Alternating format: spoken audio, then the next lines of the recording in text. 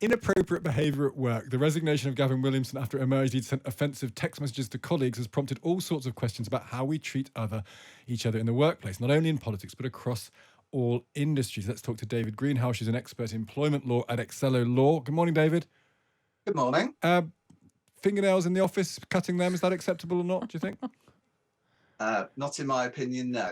And hopefully employers will have policies which will kind of outline what behaviour is expected. And managers need to be able to intervene and perhaps that should be being done in the bathroom at home. Yeah, good point. Now, is there a change? Is there, on a serious point, so I'm really interested by the Gavin Williamson thing, because at one level, some of his things were things he said were just crass, they were stupid. His text messaging, for example, wasn't to a subordinate, it was to someone technically more senior than him.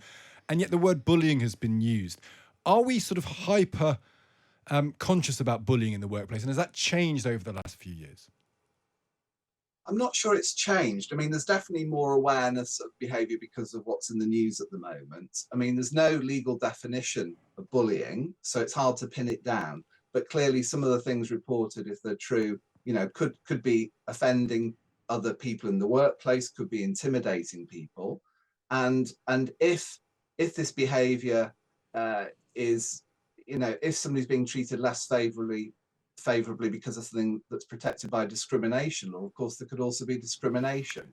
So I don't think there's been no change in the law, but I think there's more awareness of behaviours in the workplace and what's tolerable and what's not, and making a safe workplace. There should be a safe workplace. What's the threshold? Because I think discrimination we can all understand. If someone is being wrongfully treated based on a protected characteristic, we can all understand that as discrimination. But what's the threshold for something being unpleasant? If someone is swearing, is sort of being tough talking like Gavin Williamson, what threshold is that supposed to cross? Is it safety? Because it feels like safety is a very, very high threshold. Well, to me, a safe workplace is one where you should be able to get on with your job without feeling offended or intimidated.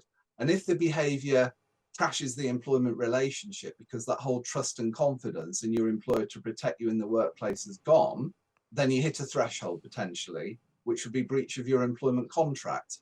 And in that kind of situation, an employee can potentially, walk and say, I'm leaving in response to your breach. And if they've got over 2 years, they could potentially bring a claim for unfair dismissal or discrimination if that's in the background as well. And do you think that behaviour has got better or worse over time? You said the law hasn't changed. I wonder whether there is an argument by some people that we've all got a bit soft. We've all got a bit, they'll use phrases like snowflakey. And as soon as someone says anything that's in any way edgy, everyone rolls over and panics about it. What do you, leaving aside the fact that the law has stayed the same, has our tolerance changed, do you think?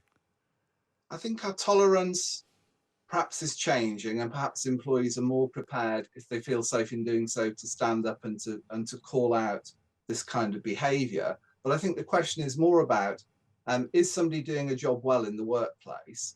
Is it just about delivery of votes or of sales, for example? Or is it good delivery based on the values of the organisation? That to me is the key thing. For somebody to be doing a job well, they've got to deliver, but they've got to do it within the values of the organisation. Otherwise, they're not doing the job well, and they're putting the organisation at risk and its employees at risk. Really interesting stuff, David. Thank you for joining us today. Thanks. That's David Greenhalgh, who's an expert in employment law at Excello Law.